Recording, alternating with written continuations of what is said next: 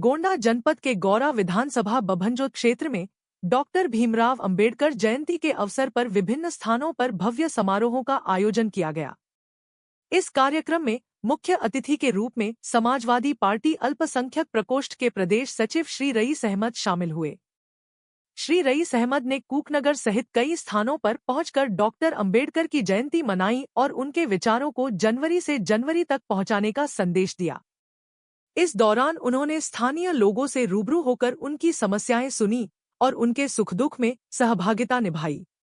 कार्यक्रम में बड़ी संख्या में स्थानीय लोग उपस्थित रहे और बाबा साहेब के आदर्शों पर चलने का संकल्प लिया। तो इतिहास को उठाकर देखिए, आज तो गूगल पे आपको बता दिया जाएगा कि उस समय के पूरे विश्व में अगर किसके पास सबसे ज्यादा डिग्री थी तो वो बाबा साहब भीमराव अम्बेडकर के पास थी। 32 डिग्रियां थी।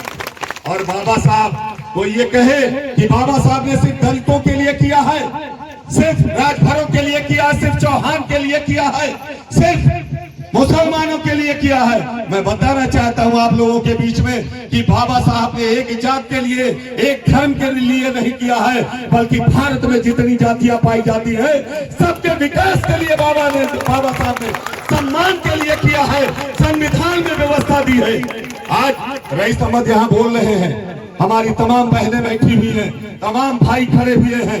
आज इस तरह गांव में अगर रईस अहमद बोल रहे हैं, अगर आप इस कार्यक्रम को कर रहे हैं तो ये बाबा साहब के भारतीय संविधान की देन है। तो बाबा साहब ने भारतीय संविधान में दिया, नहीं हमारी हिम्मत बोलने की नहीं होती, आपकी हिम्मत सुनने की नहीं होती, इनकी हिम्मत कार्यक्रम करने की नहीं होती। ये बाबा साहब की देन है। बाबा जैसे महापुरुष ने हम सबको ये अधिकार दिया है। आज हमारी बहनें बैठी हुई हैं। पहले बहनों को कोई सम्मान नहीं मिलता था, बहनों को स्कूल जाने का अधिकार नहीं था, बहनों को शिक्षा लेने का अधिकार नहीं था। लोग कहते थे कि नारियां घर के अंदर ही ठीक है, बाउंड्री के अंदर ही ठीक है, कमरे के अंदर ही ठीक है। लेकिन धन्य है बाबा साहब जब आए तो उन्होंने इन बहनों को अधिकार दिया। ज्योतिबा फुले ने अधिकार दिया कि बहनों पढ़ो और आगे बढ़ो और पुरुषों का मुकाबला करो। पुरुषों की बराबरी आपको किसने दी? अगर आज ये बेटा डीएम बनता है तो हमारी बहन भी डीएम बनती है। आज अगर ये भाई हमारा मलेठी में अगर देश की रक्षा करता है तो पाकिस्तान की सीमा पर ये बहन भी AK-56 लेकर खड़ी रहती है। एक दौर था कि जब साइकिल अगर बेटी चला देती थी तो लोग कहते थे फलानवा की बिटिया साइकिल चलाती है। लेकिन आज का दौर ये है कि बेटियां साइकिल तक ही नहीं बल्कि जानते हैं हवाई जहाज उड़ा रही है हमारी बहन। ये किसकी देन है? बाबा साहब की देन है, ये संविधान की देन है। और एक चीज मैं बताना चाहता हूं कि बेटियां किसी मामले में कमजोर नहीं रह गई। इतिहास उठाकर देखिए, वो दौर खत्म हुआ जब लोग उनको बाउंड्रियों के अंदर कैद करके रखा करते थे, कहते थे तुम बेटी हो, बेटी को बेटी के बराबर सम्मान नहीं दिया करते थे।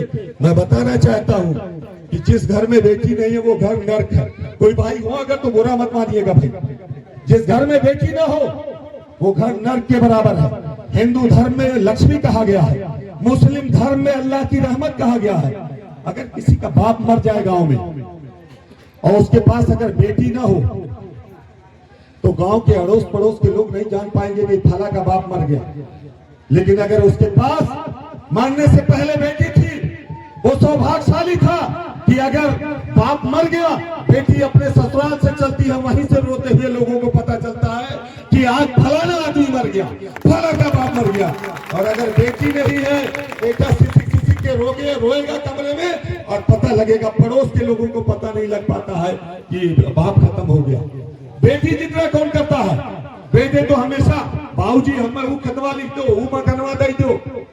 लेकिन बेटी जो 150, 100, 200, 500 रुपया चुरा के रखती है, वो भी बेटी जानते हैं क्या करती है?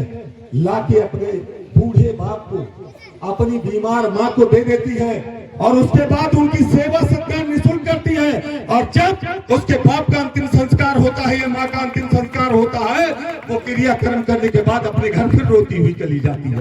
क्या है बेटी? इसको बेटी कहते हो। तो बेटियां किसी मामले में कमजोर नहीं है। पढ़ाई के मामले में अगर आज उत्तर प्रदेश कोई टॉप कर रहा है तो वो हमारी बहनें टॉप कर रही है, बेटों से भी आगे टॉप कर रही है। और ये अधिकार किसने दिया? अगर ज्योतिबा फुले ने जो है, अगर आपके लिए शिक्षा का स्कूल न खोला होता तो आपको पढ़ाई कभी नहीं मिल पाती। पढ़ाई कभी भी नहीं मिल पाती आपको, आप उसी घरों में कैद रहती। इसलिए आज मैं बहुत ज्यादा समय आप लोगों का नहीं लेते हुए, क्योंकि आगे कार्यक्रम लगा हुआ, 4 कार्यक्रम है अभी, और अभी मैं लगातार, अभी भैया ने बताया कि झूठ नहीं बोलना चाहिए, लेकिन फोन पे लगातार वही हो रहा है जो है। हम एक चीज बताना चाहते हैं कि आज जिस महापुरुष की जयंती है, जिस बाबा साहब ने इस भारत के लिए सपना देखा था, वो सपना हमें साकार करने के लिए आज संकल्प लेना चाहिए। संविधान को बचा के रखने के लिए, जिस दिन संविधान हमारे हाथ से छीन लिया गया, उस दिन हम कहीं के नहीं रह जाएंगे।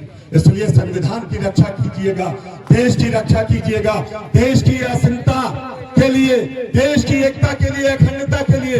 धर्म ठीक है, हम हिंदू हैं, मुसलमान हैं, सिख हैं, ईसाई हैं, लेकिन जब ये देश रहेगा तभी धर्म रहेगा। इस देश की एकता और अखंडता के लिए आप लोग सदैव तैयार रहिएगा। और एक बार मैं पुनः बाबा साहब के बारे में कहते हुए आप लोगों से, जिंदगी लंबी, बाबा साहब ने कहा था कि जिंदगी लंबी जरूरत नहीं है कि आप 100 साल जिए, 200 साल जिए, 75 साल जिए, 80 साल जिए। अरे जरूरी क्या है? महान होना। आप महान बनिए। आज बाबा साहब की पूजा हो रही है, अच्छा कार्यक्रम करेंगे, अच्छा कार्य करेंगे आप लोग, अच्छा संस्कार करेंगे लोगों के साथ में, अच्छे सत्कार करेंगे, तो कल आपकी भी लोगों के बीच में पूजा होगी और आपके न रहने के बाद भी आपका नाम लिया जाएगा। इसीलिए आज संकल्प लीजिए कि हम समाज के लिए, बाबा साहब के संविधान के लिए हर कुर्बानी देने के लिए तैयार है। और बाबा साहब ने जिस भारत का सपना देखा था, उस सपना को हम सब मिलकर साकार करेंगे। इसी के साथ बाबा साहब, बाबा साहब, बाबा साहब, जब तक सूरज चांद रहेगा, जब तक सूरज चांद रहेगा।